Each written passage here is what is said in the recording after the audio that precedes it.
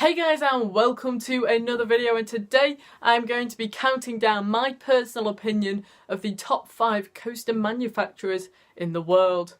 There's no use messing around with this one, let's just get straight into it with number 5, which for me is GCI. Great Coasters International, manufacturers of, I think, solely wooden coasters.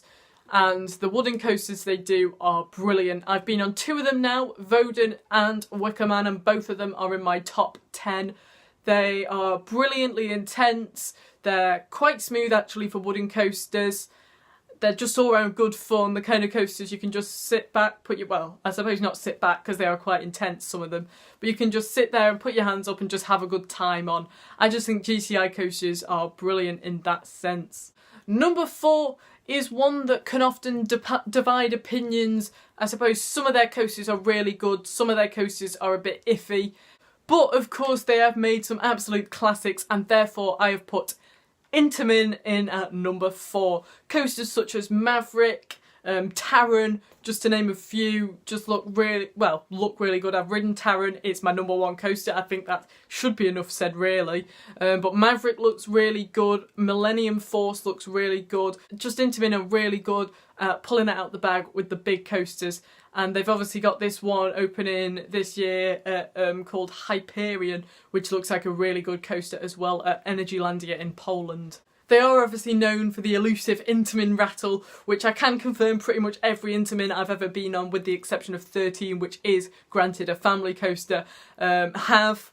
So you could say that's a bit of a thing, but I suppose that is why it's only number 4 and not higher up. And some of their coasters are duds, such as Rita, I'd say, but then they, as I said, pull it out the bag with the big guns. So Intamin, I think, are very suited to the number 4 spot in this list. In at number 3, it's a relative newcomer to the whole, in terms of the grand scheme of things, to the whole coaster scene. It is RMC, Rocky Mountain Construction.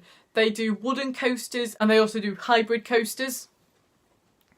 And they are very good at doing the hybrid coasters and wooden coasters. Wooden coasters, you've got examples such as Wildfire at Kolmården over in Sweden, which is a coaster I really want to get out to ride. And then in America you have loads of the conversions they do, which is when they obviously take the old coasters and give them the RMC treatment and upgrade them to incredible coasters. Steel Vengeance, which was new for this year, that looks like an insanely good coaster as well. Yeah, RMC, I think every coaster they've ever made has been considered good. I don't think they've ever made a dud coaster, which is really, really good for a manufacturer.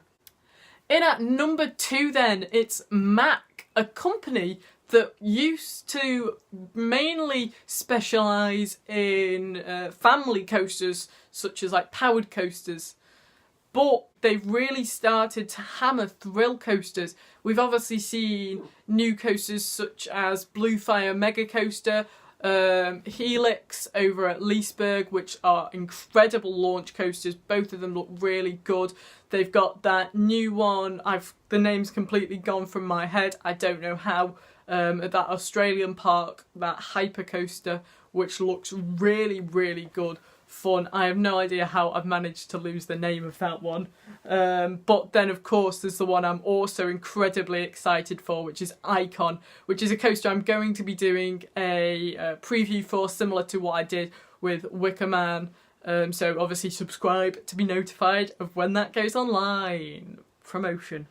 And in at number 1, it is Mr. Consistent. It is the manufacturer that just delivers pretty much every time.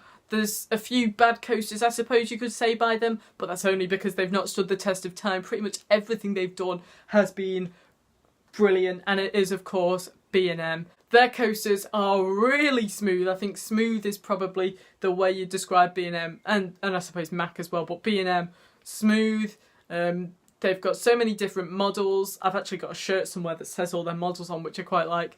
You've obviously got like the you've obviously got the invert coasters, which are really good. Nemesis being my favourite invert so far. I've done 3.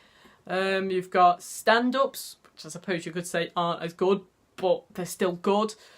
Sit downs, hyper coasters. I've done one Silver Star and it's currently in my top 3, so there's that as well. And then there's obviously Shambhala out at Portaventura, which according to some people is apparently rather good. Don't know who that is though. Yeah, B&M just all round consistent, incredibly good manufacturer. And yeah, they've pulled it out the bag with so many good coasters. It's just impossible not really to give them the top spot. Do you agree with me though with that list? Tell me down in the comments below. Leave a like on this video if you enjoyed it and subscribe if you're new around here to be notified of new updates such as that icon one I mentioned earlier on. Thanks for watching guys, and until next time, goodbye.